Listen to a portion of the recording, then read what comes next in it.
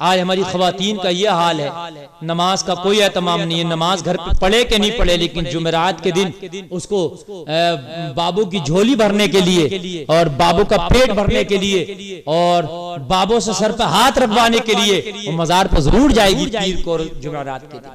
अजीब मेले लगे हैं, अजीब बाजार लगे हैं मज़ारात पर, जब बड़े बड़े बुजुर्गों के यहाँ तांते लगे हैं, खुदा की कसम वो बुजुर्ग भी इनके ऊपर लानत भेजते हैं।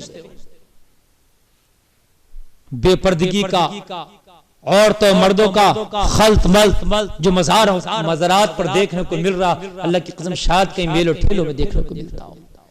बड़ा अफसोस होता कि शरीयत में इजाजत कहां तक है, औरत किस हद तक मज़ार पे जा सकती है कि नहीं जा सकती। सबसे पहले तो मैं बताऊं, अक्सर उलमा का तबका इधर गया है, आक़ा करीम सल्लल्लाहु ताला अलैहि वसल्लम की कब्र अनवर को छोड़कर किसी के मज़ार पर औरत ना जाए, अपने आप को रोक रखे मज़ारात पर जाने से। अल्लाह के रसूल सल्लल्लाहु ताला अलैहि वसल्लम के मज़ार पर जाना तो इसलिए कि मेरे आका ने फरमाया मन ज़ारा क़ब्री वजबत लहू शफ़ाअती। हदीस शरीफ है, जिसने मेरे कब्र की ज़ियारत की, मेरे नबी सल्लल्लाहु ताला अलैहि वसल्लम फरमाते हैं उसके लिए मेरी शफाअत वाजिब हो गई। ये नबी का मज़ार है, वहां औरतें भी जा सकती हैं और जाती हैं उम्रा शरीफ या हज के मौके पर, लेकिन आम मज़ारात के लिए उलमा तबके ने मना किया, अक्सर तबके ने ना जाए, और खासकर आजकल का जैसे जाना, इसको आला हज़रत सरकार ने सख्ती के साथ मना किया है। मेरे आला हज़रत सरकार से किसी ने पूछा कि औरतें मज़ारत पर जा सकती हैं, फरमाया जाने की बात पूछ तो ये पूछो कि जब औरत मज़ारात पर जाती है तो उस पर लानत कितनी होती है। नबी ने फरमाया लानत है उन पर जो मज़ारात पर जाती है, जो बेपर्दगी के बाजार को गर्म करती है, औरत और मर्दों का खल्त मल्त होता है जाकर, उन पर लानत बरसती है अल्लाह और उसके फरिश्तों। लेकिन कुछ कम तबका इधर भी है कि नहीं औरतें जा सकती हैं कुछ शराइत के साथ। तो मेरे प्यारे, जिन्होंने जाने के लिए कहा उन्होंने भी शराइत को लगाया। देखिए मज़ारात पे जाना बिल इत्तेफाक जायज है, लेकिन ये मर्दों के लिए है, मैं बात औरतों की कर रहा हूं। मर्दों का जाना मज़ारात पर, वहां फातिहा पढ़ना, दुआएं करना, ये बिल इत्तेफाक जायज है, इसमें इख्तिलाफ नहीं है। मैं बात औरतों की कर रहा हूं। औरतों के जाने पर अक्सर तबका इधर गया कि नहीं जाना चाहिए, अल्लाह की लानत है, सरकार ने उन पर लानत फरमाई, अल्लाह उसके रसूल की लानत है। लेकिन कुछ तबका इधर भी गया कि नहीं जा सकती है, तो जो जाने के लिए बात करता है उसने भी शर्तें रखी हैं। इस शर्त में के साथ में जब औरत किसी भी मज़ार पे जाए तो उसके साथ में महरम हो, समझ रहे हैं,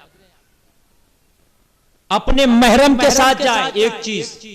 दूसरी चीज औरत और मर्द का वहां खल्त मल्त ना हो, एक दूसरे का मिलल जुलल, एक दूसरे का आमना सामना, एक दूसरे के साथ बैठना उठना ना हो। और तीसरी चीज पर्दे का मुकम्मल एहतमाम। उस पर भी जिन्होंने जाने के लिए कहा है उन्होंने कहा है कि औरतों और मर्दों का खल्त मल्त ना हो, पर्दे का एहतमाम हो, और फिर महरम के साथ जाए।